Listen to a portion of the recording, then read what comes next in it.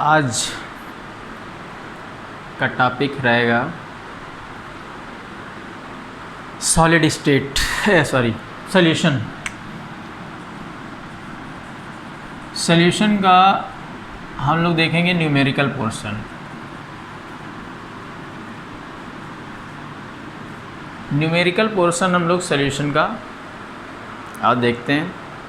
इसमें ज़्यादा बच्चों को प्रॉब्लम्स होती हैं। मैंने सोचा न्यूमेरिकल का एक सॉल्यूशन का टॉपिक स्टार्ट करते हैं। काफ़ी बच्चों ने कमेंट करके बोला था, तो मैंने कहा न्यूमेरिकल्स प्रॉब्लम्स को थोड़ा सा इजी करते हैं। ठीक है, एक्चुअल में होता क्या है, बच्चे न्यूमेरिकल्स को पढ़ते हैं वहाँ पे और ये नहीं उनको पता चल पाता है कि इसमें कौन सी वैल्यू कहाँ पुट करनी है क्या चीज़। यहाँ पर कन्फ्यूजन होता है। बाकी कैलकुलेशन तो सभी कर लेते हैं। ठीक है, तो ये बहुत इंपॉर्टेंट वीडियो होने वाला है आप लोगों के लिए। तो इसके लिए हम लोग स्टार्ट करते हैं। तो मैं ये बोलूँगा जिन लोगों ने चैनल को सब्सक्राइब नहीं किया है वो सब्सक्राइब कर लें और शेयर ज़रूर कर दिया करें, है ना, ये इम्पॉर्टेंट है। ठीक, इस न्यूमेरिकल पोर्शन में हम लोग क्या क्या देखेंगे, देखिए हम लोग मोल फ्रैक्शन यहाँ पर देखेंगे, मोल फ्रैक्शन, और क्या देखेंगे यहाँ पर राउल्ट लॉ से related, Raoult's law related numerical देखेंगे, और relative lowering,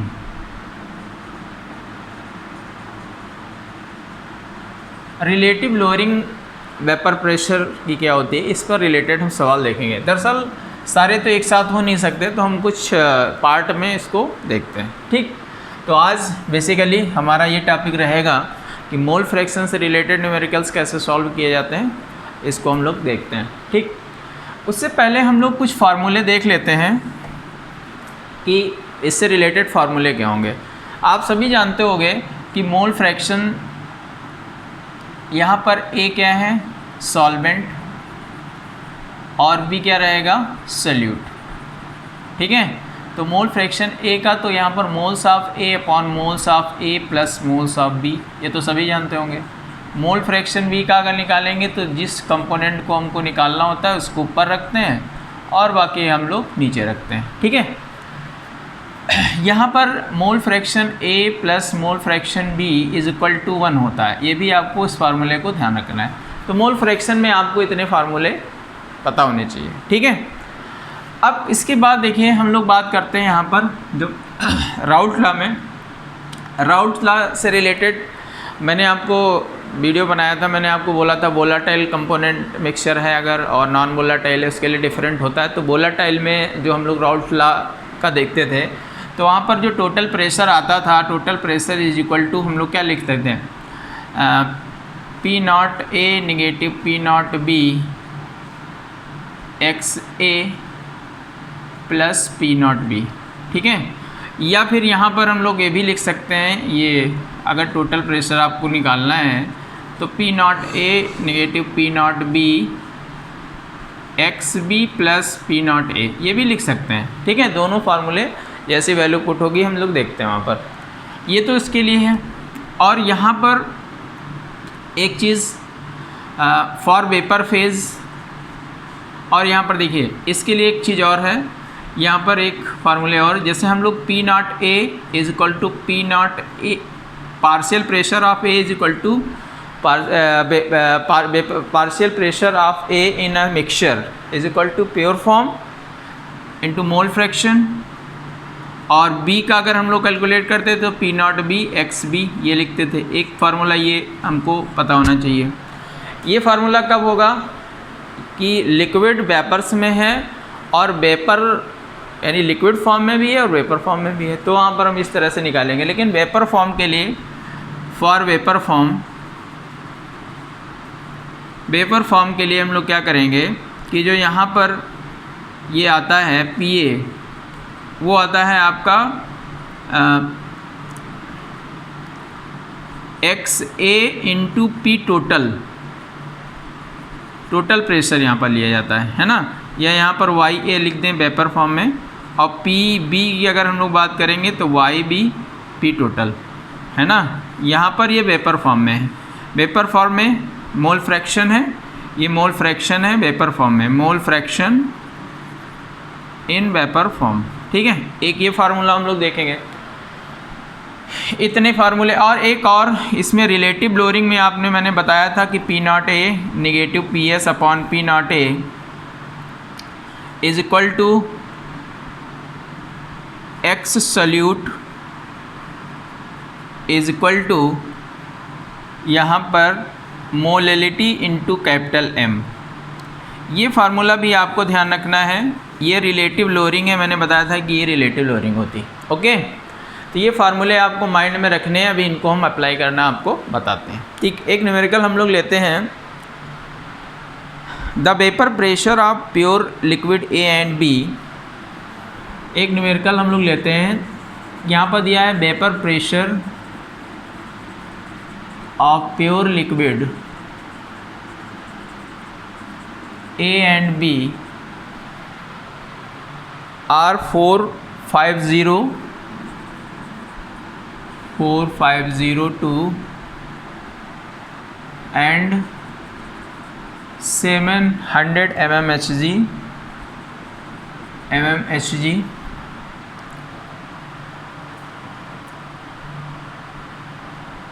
respectively at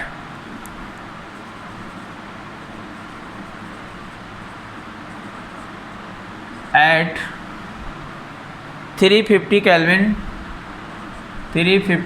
temperature, ठीक है। Find out the composition of liquid mixture, find out composition of liquid mixture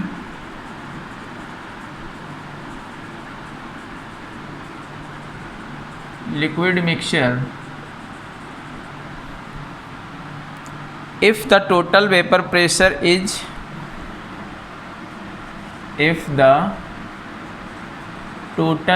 pressure is 600 mmHg, also find composition of the vapor phase, also find the composition in vapor phase। ये numerical है, यहाँ पर इन्होंने बोला है कि composition आपको form करना है वेपर फेज में, ठीक है। Vapour pressure of pure liquid A and B are इतना रिस्पेक्टिवली, है ना, इतने केल्विन टेम्परेचर। देखिए यहाँ पर अगर हम लोग सॉल्यूशन करेंगे तो सबसे पहले अगर ये प्योर टर्म यूज़ करता है तो इसका मतलब क्या हुआ कि जब भी कोई लिक्विड है, देखिए यहाँ पर प्योर लिक्विड की बात कर रहा है, तो प्योर लिक्विड का मतलब है कि ये राउल्फ लॉ है, क्योंकि हम लोग क्या देखते थे कि वेपर प्रेशर किसमें वोलाटाइल कंपोनेंट में देखते थे, तो वोलाटाइल कंपोनेंट्स हैं, इनको इन्होंने वेपर प्रेशर दे रखे हैं, पी नॉट ए दे रखा है कितना, और पी नॉट बी इन्होंने दे रखा है रिस्पेक्टिवली 450 mmHg और कितना 700 mmHg दे रखा है। बात क्लियर है। टेम्परेचर यहाँ पर एक फिक्स टेम्परेचर पर ही वेपर प्रेशर मेज़र किया जाता है, तो टेम्परेचर वो आपको देगा, लेकिन यहाँ पर टेम्परेचर का रोल नहीं होगा न्यूमेरिकल के अंदर, ठीक है। यही बहुत लोग कंफ्यूज हो जाते हैं, क्योंकि आप फार्मूला देख लीजिए, यहाँ पर कहीं पर टेम्परेचर कोई यहाँ पर नहीं, क्योंकि फिक्स टेम्परेचर पर एक कांस्टेंट टेम्परेचर वो चीज़ होती है, ठीक है। Find out composition of liquid mixture, तो आप देखिए यहाँ पर कंपोजिशन ऑफ लिक्विड मिक्सचर का हमको फाइंड करना है, यानी यहाँ पर प्रेशर दे रहा है तो कंपोजिशन किसका होगा, कंपोजिशन वो प्रेशर का ही कंपोजिशन पूछ रहा है कि जब हम इनको ऐड कर देंगे तो वहाँ पर जो सिस्टम वहाँ फॉर्म होगा, यानी जो सोल्यूशन फॉर्म होगा और वेपर्स भी होगी, है ना, तो वहाँ पर जो पार्शियल प्रेशर होगा, यानी पीए और पीबी जो होगा, पीए और पीबी, इनको आपको सोल्यूशन के अंदर फाइंड करना है। पहली चीज़ ये बोल रहा है, बात क्लियर हो गई। सबसे पहले बहुत इम्पॉर्टेंट यही होता है, बच्चे क्या होता है तुरंत आकर के फार्मूले में ढूंढने लगते हैं, बाद में अरे यहाँ तो ये है ही नहीं, तो सबसे पहले आप इसको नोट डाउन करना है। मैं आपको सिखा रहा हूँ कि कैसे न्यूमेरिकल को अटेंड करना है। इससे न्यूमेरिकल्स कभी गलत नहीं होता। आप समझते हो कि अगर न्यूमेरिकल पोर्शन में आपने मिस्टेक कर दी, आंसर्स कैलकुलेट नहीं हुआ, कोई चीज़ है, तो वो क्या होता है, फिर वो रॉन्ग ही हो जाता है, उससे मार्क्स नहीं मिलते। तो इस वजह से हम लोग इसको समझते हैं। तो कंपोजिशन किसका है, इसका, ठीक। Liquid mixture, if total pressure, देखिए पी टोटल यहाँ पर आपको दे रखा है, इसने कितना 600 mmHg, ठीक है। यूनिट जरूर आप ध्यान दीजिएगा। Also find out composition of vapour. अब वेपर फेज में भी निकालना है ना, वेपर फेज में भी निकालना है। अगर आपको वेपर फेज क्या होता है, ये क्या होता है, तो इससे पहले वाला मेरा एक वीडियो पड़ा हुआ, वहाँ पर आप जा करके उसको वॉच कर सकते हैं। ओके, चलिए अब हम लोग यहाँ पर देखते हैं कि यहाँ हमको नीड क्या होगी। अगर हमको पी और पी बी फाइंड करना है तो हमको नीड क्या होगी। देखिए अगर हमको पी और पी बी फाइंड करना है, यानी कहीं ना कहीं हमको मोल फ्रैक्शन फाइंड करना पड़ेगा। क्या फाइंड करना पड़ेगा, मोल फ्रैक्शन फाइंड करना पड़ेगा। तो मोल फ्रैक्शन अगर हमको फाइंड करना है तो हमको मोल्स कैलकुलेट करने पड़ेंगे, और मोल्स कैलकुलेट करने के लिए अगर हमको मास गिवन होता, मोलर मास गिवन होता, तो हम मोल्स कैलकुलेट कर सकते थे। लेकिन यहाँ पर कहीं पर भी ऐसा नहीं है कि हमें मास और मोलर मास पता है। इसका भी मैं मोलर मास और का वीडियो आपको पहले ही बना चुका हूँ। इसको आप ज़रूर समझिएगा क्योंकि उसमें मोलर मास बहुत ज़्यादा इंपॉर्टेंट है, ठीक। तो यहाँ से हमें ऐसा कुछ नहीं होता कि हम एक्स और एक्स बी की वैल्यू फाइंड कर पाएँ। तो हम लोग क्या करेंगे कि यहाँ पर हमने देखा कि ये जो वैल्यू हमको है पता है, अगर हम एक्स ए और एक्स बी में से कोई एक वैल्यू फाइंड कर लें तो यहाँ इस वाले फार्मूले से हम लोग, अगर हमको x की वैल्यू पता है तो हम लोग b की वैल्यू फाइंड कर सकते हैं, अगर b की पता है तो x की फाइंड कर सकते हैं, ठीक है। तो यहाँ से हम लोग सोचेंगे एक फार्मूला जो राउल्ट लॉ का था, ये वाला देखिए, ये फार्मूला हम अप्लाई करते हैं क्योंकि हमको टोटल प्रेशर इसने दे रखा है। क्या दे रखा है, टोटल प्रेशर यहाँ पर हमें पता है। तो हम यहाँ से मोल फ्रैक्शन, अच्छा पी नॉट पी ए की भी वैल्यू पता है, एक्स की नहीं पता लेकिन हमको और वैल्यू, यानी यहाँ से हम ए की वैल्यू या बी की वैल्यू फाइंड कर सकते हैं। चलिए अप्लाई करते हैं। तो यहाँ पर लिखा है P T is equal to P not A negative P naught B X A plus P naught B, ये वैल्यू है। क्लियर। अब देखिए यहाँ पर हम वैल्यू पुट कर देते हैं, भाई सिंपल सा बात है। यहाँ पर पी नॉट बी देखिए कितना है, या इसको आप जैसे यहाँ पर जो बड़ी यूनिट्स हैं उसको हम लोग ऐसे भी लिख सकते हैं, आगे भी लिख सकते हैं, पीछे भी। चलिए ठीक है, लिखे 450 नेगेटिव 700 एक्स ए प्लस 700, ठीक है, ये वैल्यू आई। और ये कितना है, 600 है। इसको कैलकुलेट कर लीजिए, यहाँ पर कितना आ जाएगा भाई, यहाँ पर वैल्यू आ जाएगी, इसको इधर कर देते हैं तो ये क्या आ जाएगा 700 नेगेटिव 600, और यहाँ से कितना 250 एक्स ए है ना। और यहाँ पर जो हम लोग वैल्यू यहाँ से आएगी, यहाँ पर कितना है 100, और यहाँ पर एक्स ए की वैल्यू कितनी आ जाएगी 100/250, यानी ये ज़ीरो कैंसिल हो जाएगा, पॉइंट लगाएंगे, ज़ीरो ये अपने आप रह जाएगा 4, यानी यहाँ पर 0.4 ये वैल्यू आ गई। ये क्या आ गया, फ्रैक्शन आ गया। क्या आ गया, फ्रैक्शन। यानी यहाँ पर ये फ्रैक्शन जो हमें मिला ये किसका है, ए का है। अब यहाँ से हम लोग क्या करेंगे, क्योंकि X A plus X B is equal to 1, तो एक्स बी क्या हो जाएगा भाई 1 माइनस एक्स ए, यानी यहाँ पर 1 माइनस एक्स ए 0.4 कितना आ जाएगा 0.6। ये किसकी वैल्यू आ गई, बी की वैल्यू आ गई। बात क्लियर हो गई। चलें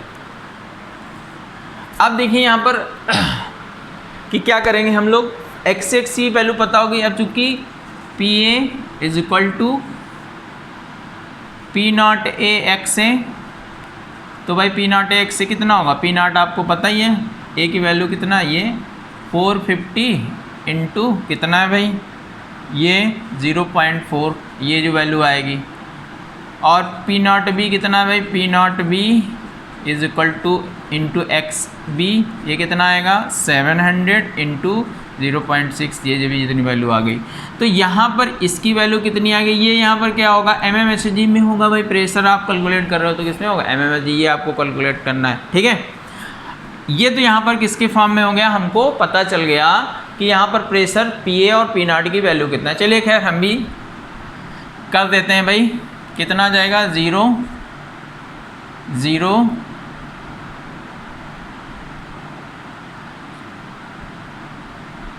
ये कितना आ गया mmHg, और यहाँ पर वैल्यू भाई कितनी आ जाएगी, ठीक है, और एक हट जाएगा तो ये 400 mmHg, ये वैल्यू आ गई भाई। ये वैल्यू किसकी आ गई, PA की, और ये PB की वैल्यू आ गई 180 और ये, ठीक। अब यहाँ पर देखिए, अगर मिक्सचर का टोटल प्रेशर निकालते हैं तो क्या आ जाएगा 180 प्लस 420 ये तो आएगा, तो ये कितनी वैल्यू आ जाएगी भाई 0। अच्छा चलो हम इसकी बात नहीं करते, यहाँ पर देखिए PT क्या होता है, PA प्लस PB, ये तो आपको पता ही होगा, इसको माइंड में रखना है, PA प्लस PB, ठीक। अब in vapour phase, composition in vapour phase,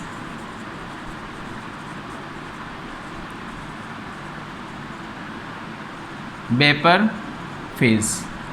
अब हम वेपर फेज में कंपोजिशन देखते हैं। वेपर फेज में कंपोजिशन देखिए, आपको फार्मूला मैंने लिखा था ये वाला वेपर फेज में, ठीक है। तो यहाँ अगर हमको मोल फ्रैक्शन पता करना है, मोल फ्रैक्शन वहाँ से अगर हमको फाइंड आउट करने हैं, तो मोल फ्रैक्शन हमको देखिए क्या पता चल गया, यहाँ पर P टोटल पता है और हमको PA भी पता है, तो हम वहाँ पर मोल फ्रैक्शन है और AB का फाइंड कर सकते हैं।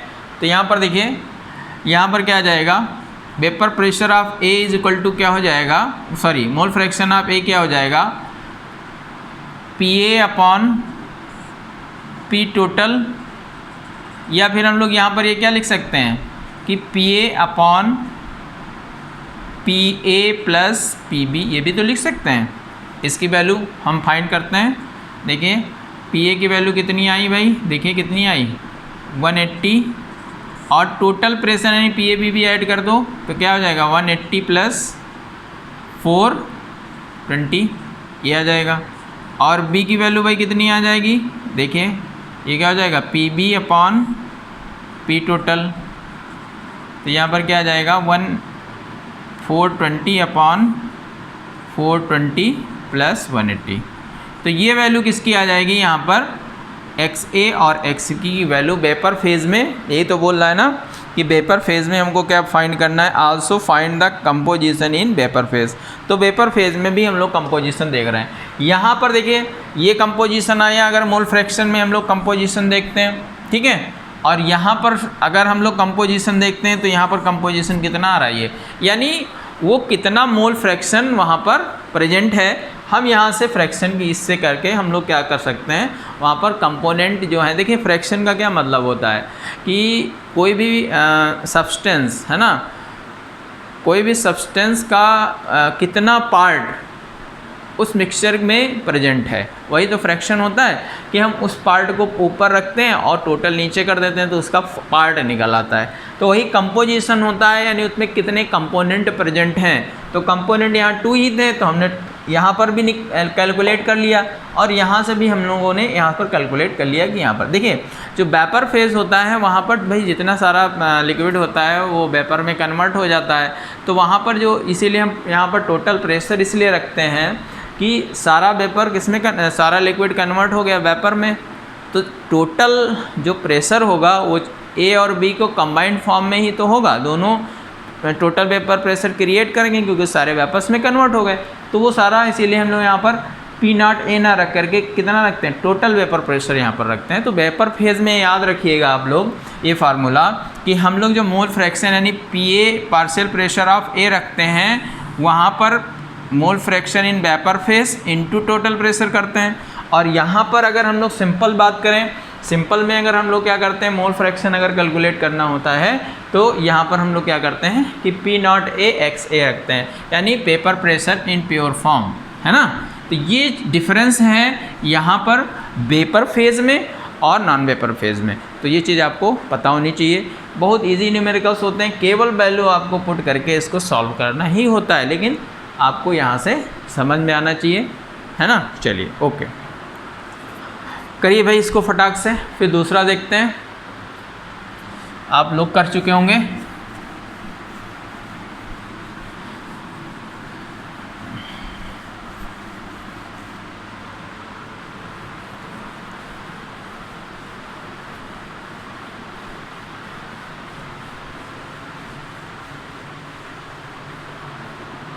चलिए दूसरा न्यूमेरिकल लेते हैं। यहाँ पर नेक्स्ट है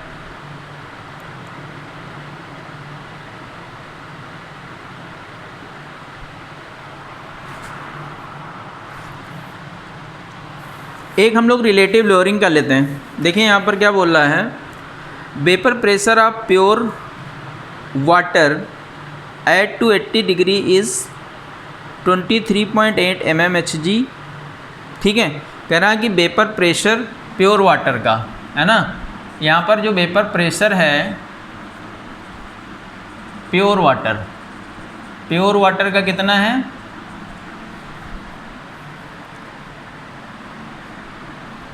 ट्वेंटी 23.8 mmHg। ठीक है, 20 mmHg।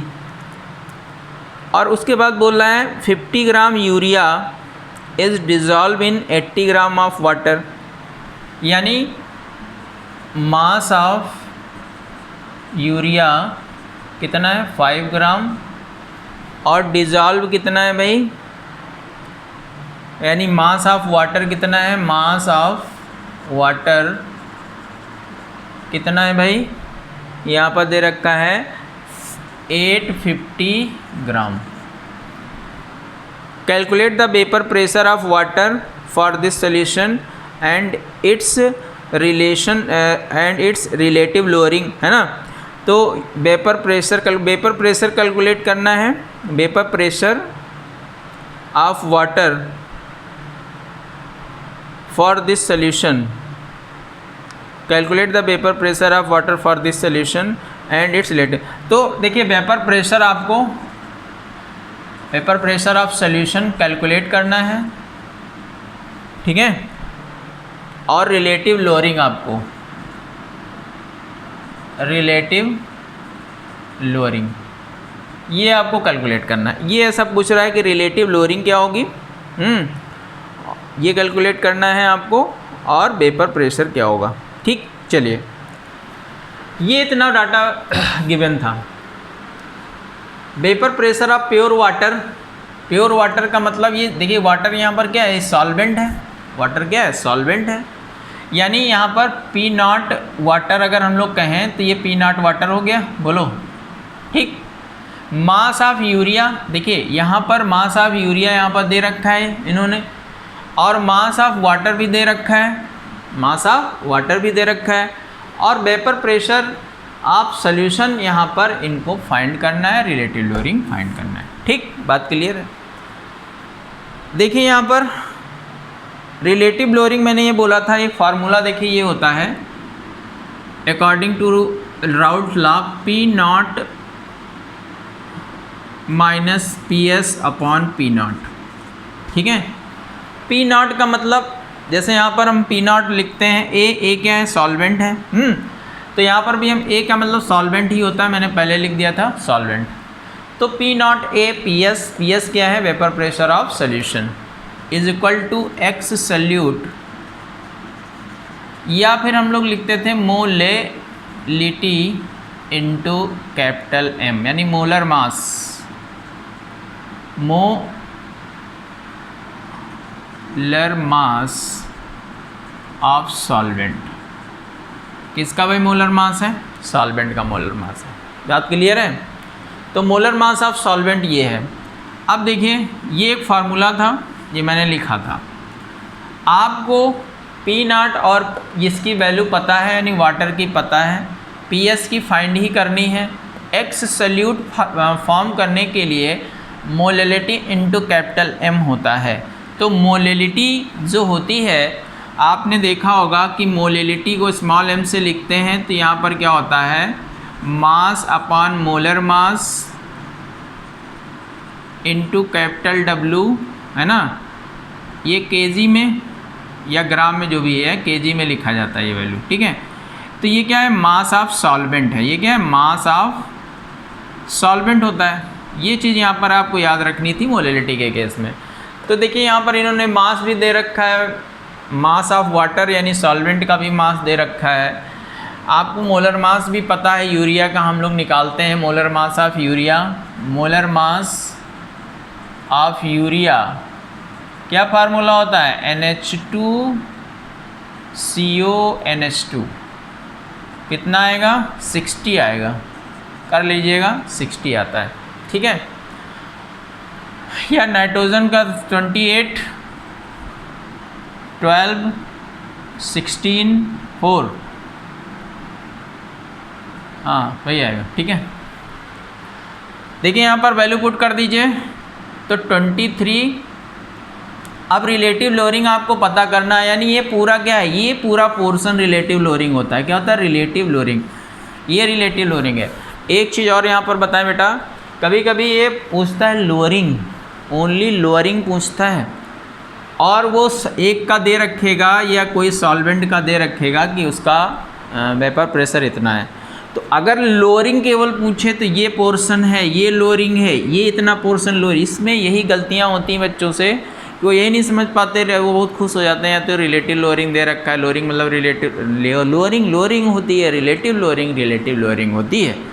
ये चीज़ आपको पता होना चाहिए कि P0A नेगेटिव PS ये लोअरिंग है, और ये पूरा पोर्शन क्या है, रिलेटिव लोअरिंग। अगर न्यूमेरिकल में रिलेटिव लोअरिंग है तो ये पूरा पोर्शन होगा, और अगर लोअरिंग पूछता है तो इतना सा पोर्शन ही होता है, ठीक है। इसकी वैल्यू यहाँ पर हम पुट करेंगे।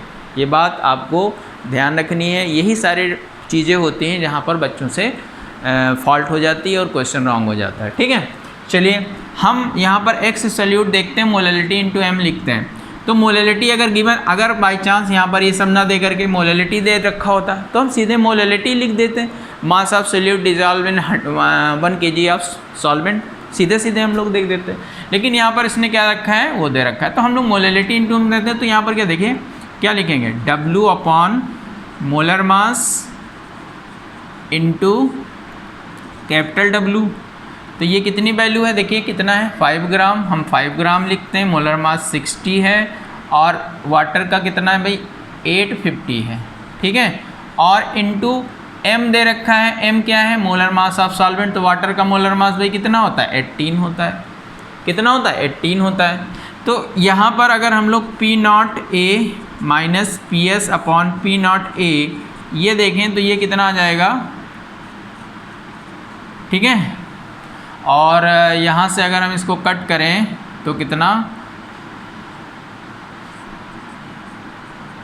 ये आ जाएगी वैल्यू 3 अपॉन कितनी आ जाएगी, 3 अपॉन कितना भाई, ये आ गया आपका 0, 0, ये वैल्यू आ जाएगी, ठीक है। ये वैल्यू क्या आ गई, रिलेटिव लोअरिंग आ गई ये वैल्यू, ठीक। रिलेटिव लोअरिंग इतनी वैल्यू आ गई रिलेटिव लोअरिंग की, ठीक है। अगर हम इसको कैलकुलेट करेंगे तो कितनी वैल्यू आएगी भाई, इसको डिवाइड करिए। चलिए इसको हम आगे देखते हैं। रिलेटिव लोअरिंग कैलकुलेट कर लीजिएगा आप लोग, ठीक। ये रिलेटिव लोअरिंग हो गई, ठीक है। अब ये बात कह रहा है कि यहाँ पर जो वैल्यू आएगी, है ना, यहाँ से आपको क्या फाइंड करना है भाई, रिलेटिव लोअरिंग तो हम लोगों ने फाइंड कर ली, लेकिन vapour pressure of solution find करना है। यानी वेपर प्रेशर ऑफ सॉल्यूशन हमको फाइंड कर लेना है, ठीक है। वेपर प्रेशर ऑफ सॉल्यूशन हमको फाइंड कर लेना है। तो वेपर प्रेशर ऑफ सॉल्यूशन हम लोग कैसे फाइंड करेंगे बताइए भाई। तो देखिए इसका देखिए एक और तरीका है फाइंड करने का, जैसे मैंने मास में इसको करके सीधे कर दिया। आप लोग इसको ऐसे भी कर सकते हो कि एक्स सैल्यूट अगर आपको लेना है तो एक्स सैल्यूट का ये अपॉन ये और प्लस ये, यानी यहाँ पर आप ऐसे भी इसको फाइंड कर सकते हैं कि मोल फ्रैक्शन के थ्रू भी इसको फाइंड कर सकते हैं, मोलैलिटी के थ्रू भी फाइंड कर सकते हैं, मोल फ्रैक्शन के थ्रू भी फाइंड कर सकते हैं। तो ये चीज़ आपको ध्यान रखना है कि मोलैलिटी के थ्रू होगा कि मोल फ्रैक्शन के थ्रू होगा, ठीक है। चलिए तो ये रिलेटिव लोअरिंग होगा। अब अगर हमको ये पता करना है कि ये PS फॉर्म करना है तो यहाँ पर हम P0 की वैल्यू पुट कर देंगे। तो देखिए यहाँ पर सेकेंड पोर्शन है, तो यहाँ पर पी नॉट कितना आ जाएगा 2 3.8 negative P S upon 2 3.8 is equal to क्या आ जाएगी वैल्यू भाई, जो रिलेटिव लोअरिंग आई है 3/1700। ये वैल्यू जितनी भी आपकी आएगी यहाँ से आप इसको कंफर्म कर लेना कितनी वैल्यू आएगी, है ना, ये निकल कर के आ जाएगा।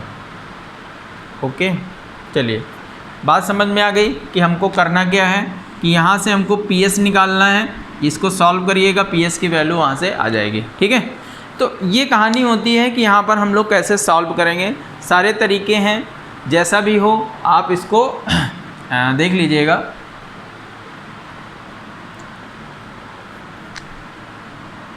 यहाँ पर जो वैल्यू आएगी वो कितनी आ रही है मैं आपको बता दूँ, आंसर बता देता हूँ। यहाँ पर जो वैल्यू आएगी 0.017 आएगी। ठीक है, तो 0.017 यहाँ पर 0.017 ये आपको करके इसको सॉल्व कर लीजिएगा। ठीक, चलिए हम नेक्स्ट क्वेश्चन देखते हैं इसका। ये आपका एक क्वेश्चन है, calculate the mole fraction of benzene in solution containing 30% by mass of carbon tetra chloride. ठीक, चलिए एक मोल फ्रैक्शन का भी हम लोग न्यूमेरिकल ले लेते हैं। मोल फ्रैक्शन का एक न्यूमेरिकल हम लोग लेते हैं, मोल फ्रैक्शन का क्या होगा। ठीक है, मोल फ्रैक्शन में बोला है calculate the mole fraction of benzene in solution, calculate the mole fraction of benzene, mole fraction of benzene in solution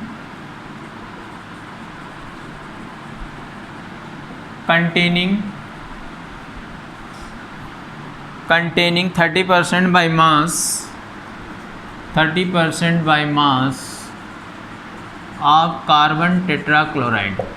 ठीक है, CCl4 का आपको कैलकुलेट करना है। देखिए ये ऐसा न्यूमेरिकल है, यहाँ पर आपको मोल फ्रैक्शन बेंजीन का पता करना है, सीधे से बोल दे रहा है बेंजीन का मोल फ्रैक्शन पता करना है। यानी कहने का मतलब ये हुआ कि यहाँ पर एक कंपोनेंट बेंजीन है, यहाँ पर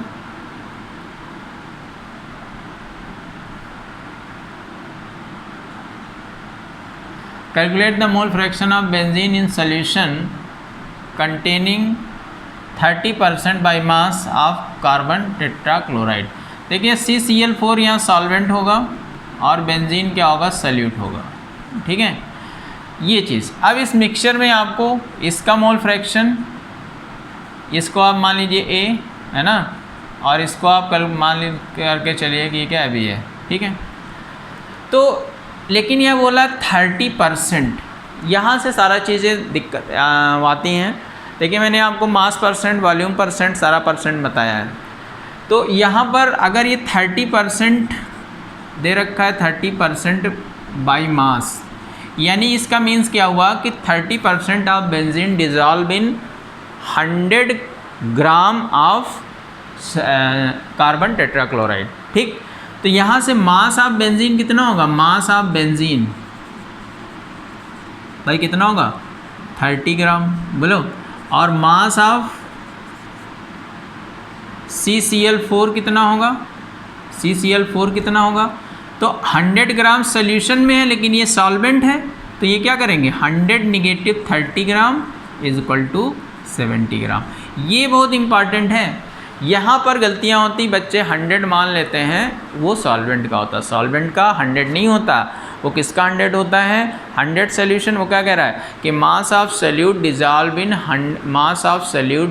इन 100 ग्राम ऑफ सोल्यूशन। तो 100 ग्राम किसका है, सोल्यूशन का है, और सोल्यूशन के अंदर सोल्यूट और सॉल्वेंट दोनों होते हैं, दोनों कंपोनेंट होते हैं। तो इस वजह से हम लोग 100 से इसको निगेटिव करेंगे। यहाँ पर गलतियाँ होती हैं बच्चों को, तो यहाँ ध्यान देना है आपको। ठीक है, तो दोनों के हमको मास पता चल गए। अच्छा, मोलर मास बेंजीन का कितना होगा, मोलर मास ऑफ बेंजीन, बोलो भाई बेंजीन का मोलर मास कितना, भाई यार फार्मूला है तुम लोग भैया, C6H6 कितना हो गया भाई, 72 प्लस 6 कितना हो गया, अब जोड़ भी नहीं पाओगे, 78, ठीक है। और मोलर मास अगर हम बात करें, आप CCl4 कितना होगा भाई, बोलो, कार्बन का 12 और इसका 4 इंटू ये कितना हो जाएगा भाई 20,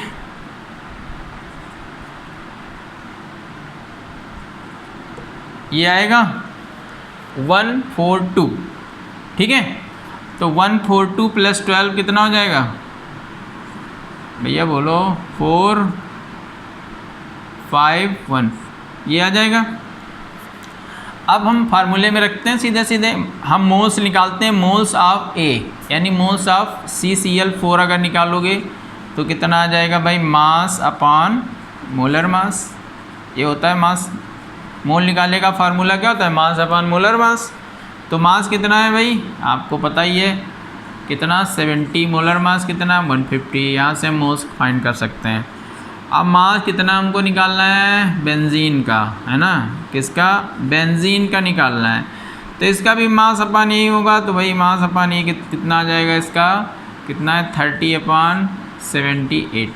इसका इन दोनों का कैलकुलेट करिए, क्या, मोल फ्रैक्शन कैलकुलेट करिए, दोनों का मोल फ्रैक्शन। आपसे पूछ रहा है कि मोल फ्रैक्शन आप बेंजीन निकालना है, तो बेंजीन का मोल फ्रैक्शन यहाँ से आप फाइंड करिए, इसको हटाइए, एक ही बोला मैंने, दोनों को बता दिया। अगर उसको ये आपको निकल आया भाई, बोलो, ये मोल फ्रैक्शन आपको यहाँ से फाइंड कर लेना है।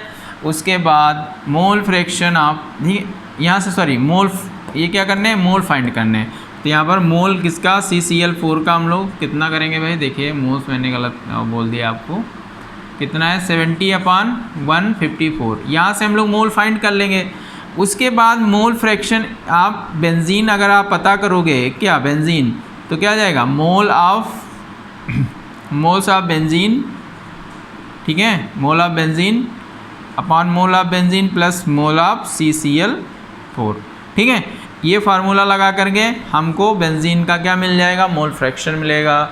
और आप जानते हैं कि mole fraction A plus mole fraction B equal to 1। तो अगर आपको इसका मोल फ्रैक्शन निकालना है, A का मोल फ्रैक्शन निकालना है, तो एक ये कर देना। तो हमको यहाँ पर कार्बन टेट्रा क्लोराइड CCl4 और यहाँ पर बेंजीन, ठीक है, तो यहाँ पर बेंजीन से हम निगेटिव कर देंगे तो इसकी वैल्यू पता हो जाएगी। तो इस तरह से हम लोग सीधे से वैल्यू फाइंड कर सकते हैं कि हमको कैसे करना है। नोट करिए,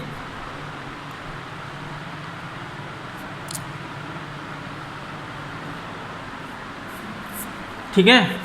तो ये एक तरीके होते हैं, ये कॉन्सेप्ट है। आप जहाँ पर मिस्टेक करते हो, ठीक, ये मिस्टेक नहीं होनी चाहिए, ठीक है।